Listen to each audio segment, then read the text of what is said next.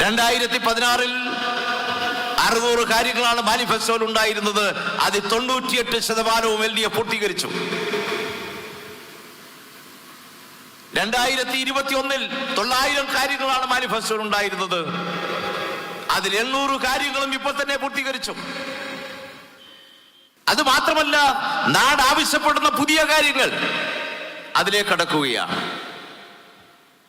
ഇടതുപക്ഷ ജനാധിപത്യ മുന്നണിയുടെ ഈ ജനങ്ങളുടെ പിന്തുണ അതിൽ വിളറി പൂണ്ടാണ് ഇപ്പൊ UDF ഒരു ജാഥ ആരംഭിച്ചിരിക്കുന്നത്. ആ ജാഥയുടെ പേര് അവര് പറഞ്ഞത് പുതുയുഗ പിറവി എന്നാണ്. അപ്പോഴാണ് പഴയ കാര്യങ്ങൾ ഓർക്കാൻ ഒരു അവസരം കിട്ടിയത്. പവർ കട്ടും ലോഡ് ഷെഡിങ്ങും എല്ലാ ദിവസവും അനുഭവിച്ച മനുഷ്യരായിരുന്നില്ലേ അന്ന് കേരളത്തിലുണ്ടായിരുന്നത്? SSLC പരീക്ഷ നടക്കുമ്പോൾ കുട്ടികൾക്ക് മണ്ണെണ്ണ വിളക്കും മെഴുകുതിരിക്കാലുകളും എടുത്തു കൊടുത്ത കുടുംബത്തിന്റെ അനുഭവമുള്ളവരല്ലേ മഹാഭൂരിപക്ഷവും. കേരളത്തിലെ UDF ഗവൺമെന്റ് 1 മെഗാവാട്ട് വൈദ്യുതി ഉണ്ടാക്കാനുള്ള പദ്ധതികൾ ഈ കേരളത്തിന് മുന്നോട്ട് വെച്ചോ? വെച്ചില്ലെന്ന് മാത്രമല്ല, കൂടംകുളത്തു നിന്നും കേന്ദ്ര ഗ്രിഡിൽ നിന്നും കേരളത്തിൽ ലഭിക്കുന്ന വൈദ്യുതി കൊണ്ടുവരാൻ കൊച്ചി ഇളവൺ പവർ ഹൈവേ ആ പദ്ധതി തന്നെ വേണ്ടെന്ന് വെച്ചില്ലേ? പലരും ഇപ്പം വലിയ തോതിലുള്ള ആശങ്ക അയവിറക്കുകയാണ്.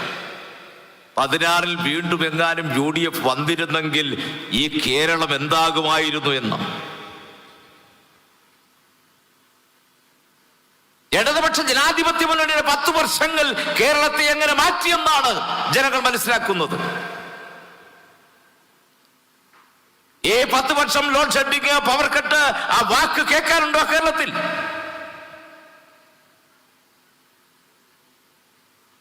ഇന്ന് UDF പറയുന്നത് ഞങ്ങൾ പഴയ കേരളം തിരിച്ചു കൊണ്ടുവരുമെന്നാണ്. അഴിമതി നിറഞ്ഞ ഒരു ഭരണമായിരുന്നില്ലേ അന്ന് കേരളത്തിൽ? എത്ര മന്ത്രിമാർ UDF-ലെ മന്ത്രിസഭയിൽ നിന്ന് രാജിവെച്ചു? പൊതുമരാമത്ത് മന്ത്രി, അദ്ദേഹം ഒരു അത്ഭുത സിദ്ധിയുള്ള മനുഷ്യനായിരുന്നു. കമ്പിയും സിമന്റും ഇല്ലാതെ പാലമുണ്ടാക്കാൻ കഴിയും എന്ന് കേരളത്തിനെ പഠിപ്പിച്ച മനുഷ്യനായിരുന്നു അത്. ഗണേഷ് കുമാർ നിയമസഭയെ പറഞ്ഞ പോലെ നെയ്യില്ലാതെ നെയ് റോസ്റ്റ് ഉണ്ടാക്കുന്ന മനുഷ്യൻ അന്ന് കോൺഗ്രസിലുണ്ടായിരുന്നു, UDF-ലുണ്ടായിരുന്നു.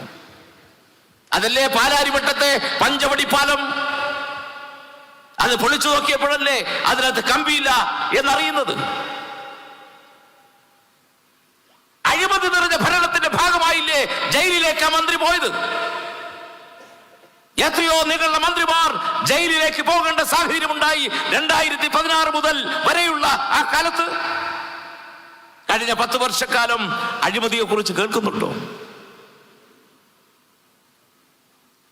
അതാണ് കേരളത്തിന്റെ പുതിയ ഭരണം. നമ്മുടെ പൊതുമേഖലാ വ്യവസായ സ്ഥാപനങ്ങൾ ഈ നാടിന്റെ നട്ടലായിരുന്നു. 29 പൊതുമേഖലാ സ്ഥാപനങ്ങൾ ഈ കേരളത്തിലുണ്ട്. നിങ്ങളുടെ 5 വർഷ ഭരണകാലത്ത് ഏതെങ്കിലും ഒരെണ്ണമെങ്കിലും ലാഭത്തിൽ പ്രവർത്തിപ്പിക്കാൻ നിങ്ങൾ കഴിഞ്ഞോ? 460 കോടിയായിരുന്നു നഷ്ടം പൊതുമേഖലാ സ്ഥാപനങ്ങളുടെ. അവിടെ പണിയെടുത്ത ആയിരക്കണക്കിന് മനുഷ്യരുടെ വീടുകളിൽ പട്ടിണിയായിരുന്നില്ലേ? തകർത്ത് തരിപ്പണമാക്കിയില്ലേ 5 വർഷം കൊണ്ട്? ഈ നാടിന്റെ വികസനം മുന്നോട്ട് കൊണ്ടുപോകാൻ കഴിയാത്ത വിധം തകർന്നു പോയില്ലേ? നാഷണൽ ഹൈവേ 66 UDF ഉപേക്ഷിച്ച പദ്ധതിയാണ്. 6 മണിക്കൂർ കൊണ്ട് കാസർഗോഡും തിരുവനന്തപുരത്തെത്താം. അത് ശ്രീമാൻ ഉമ്മൻചാണ്ടി തന്നെ പത്രസമ്മേളനം നടത്തി പറഞ്ഞു, ഭൂമി ഏറ്റെടുക്കാൻ ഈ കേരളത്തിൽ നടക്കുന്ന കാര്യമല്ല, 15 വർഷം വേണ്ടി വരും. പാലം റോഡ് പണിയാൻ പിന്നെയും ഒരു 15 വർഷം, 30 വർഷം ഉണ്ടായാൽ തീരില്ല. ആ നാഷണൽ ഹൈവേ 66 ഈ ഫെബ്രുവരി മാസം അവസാനം കമ്മീഷൻ ചെയ്യാൻ പോവുകയാണ്. സഖാവ് പിണറായി വിജയൻ മുഖ്യമന്ത്രിയായ കേരളത്തിലെ ഇടതുപക്ഷ ജനാധിപത്യ മുന്നണി